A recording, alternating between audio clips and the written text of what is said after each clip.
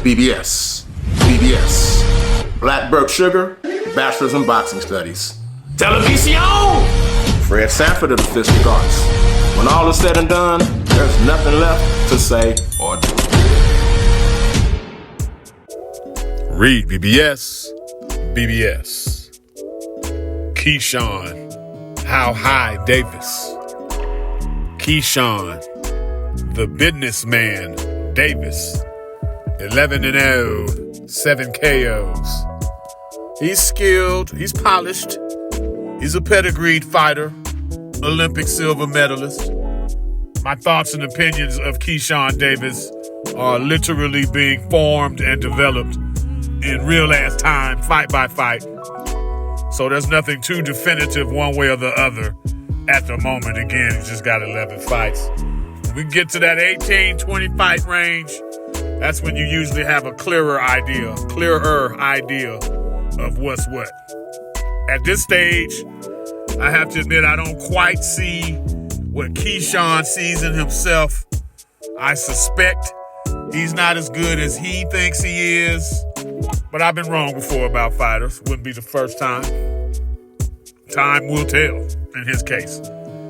Now, I do give Keyshawn credit for keeping himself in the mix. Got to give him that. He had cordial beef with Teofimo effing Lopez. They was on stage on the same fucking card. Shit, Keyshawn on his undercard. They was whispering to each other about some shit. Face-to-face shit talk between Keyshawn and Frank Martin. Countless Twitter beefs online with various fighters in and around the lightweight division. Keyshawn keeps himself active in that way. So points for speaking shit into existence, or at least trying to. Props for that. Family business surrounds Keyshawn's next bout, Friday, November the 8th, on one of the ESPNs. I forget which one. It's on one of ESPN Plus, the News, I don't know. It ain't on regular ESPN because there's a basketball game that night, a doubleheader, in fact. But I digress. A Norfolk, Virginia homecoming replete with Keyshawn's brothers Kelvin and Keon throwing hands on the undercard. The very highly touted Abdullah Mason, probably the number one pound-for-pound prospect in boxing. If there was a pound-for-pound prospects list, Abdullah Mason would probably be atop that list right now. He's also on the undercard, as is fellow 2020 U.S. Olympian Troy Isley. Wow. Keyshawn will be facing the toughest test of his career to date, Gustavo Lemos. He's 29-1 with 19 KOs.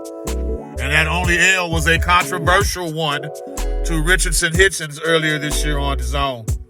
That bout was at 140. This one with Keyshawn would be at 135.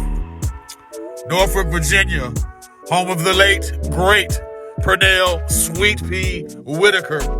One of my absolute all-time favorites. One of the absolute best fighters to ever live.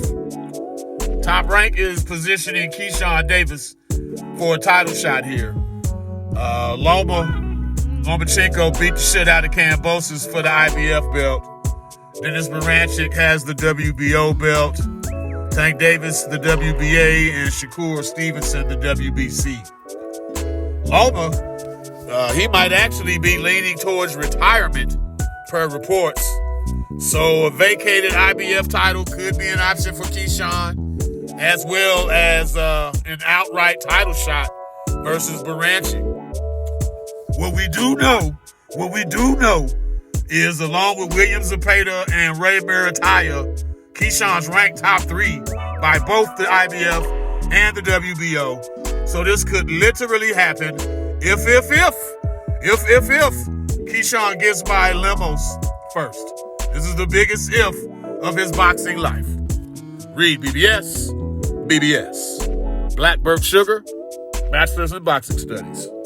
Television! Fred Sanford of the Fistic Arts. When all is said and done, there's nothing left to say or do.